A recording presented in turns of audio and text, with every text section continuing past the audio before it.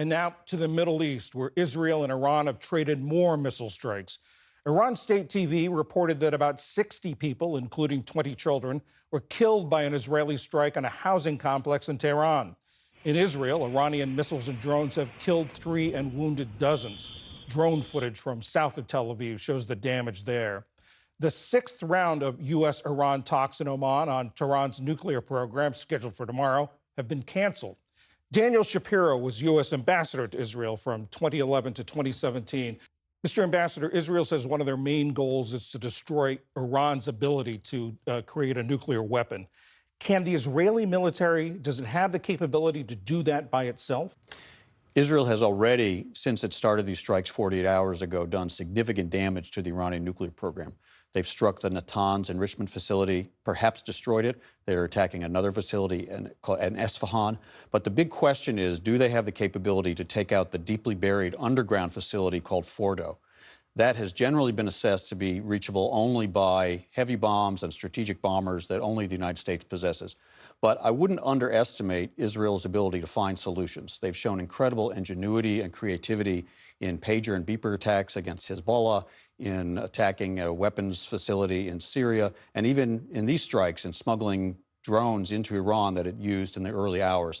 So they may have solutions and surprises that we haven't thought of, but that's really the key test. Can they destroy, or would somebody else help them destroy the Fordo underground facility? Where is Iran's retaliation going to go? Can they escalate what they've been doing? They've been but they've been sending missiles and drones in. Is there more in their back pocket, as it were? Iran could escalate more. Until now, they've mostly used ballistic missiles against Israel. Some have gotten through the Israeli air defenses, which are supplemented by American air defenses. They've caused some casualties, but they haven't caused real strategic damage, at least that we're aware of.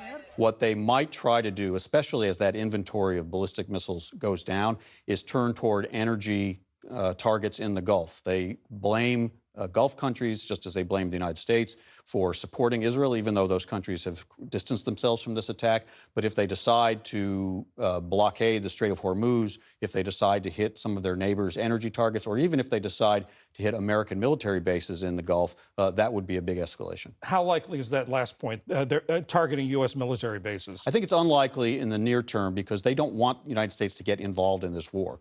They understand the United States would bring even heavier capabilities, and particularly that toward that very special nuclear facility in Fordo if it got involved. So their goal is to keep the United States out. Obviously, strikes against U.S. targets would almost certainly bring reprisals from the United States. Israel said that Iran hitting or targeting civilian areas in Israel crossed a red line. Here's Prime Minister Benjamin Netanyahu. We have paved a path to Tehran. We will hit every site and every target of the Ayatollah's regime, and what they have felt so far is nothing compared to what they will be handed in the coming days. Nothing compared to what they'll be handed. As this continues, Israel says it's only been targeting military and nuclear sites.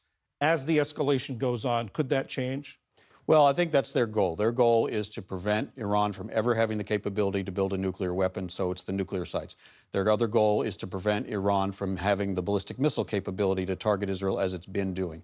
And they generally want to degrade the regime and the military and the Iranian Republican Guard Corps that has been the shock troops that have supported all the terrorist proxies that have attacked Israel through the years. So they have many targets they haven't yet hit. They've hit senior military and IRGC and scientists, leaders as part of this early wave. I think there are many more such targets they could go after that they think might shake the foundations of the regime.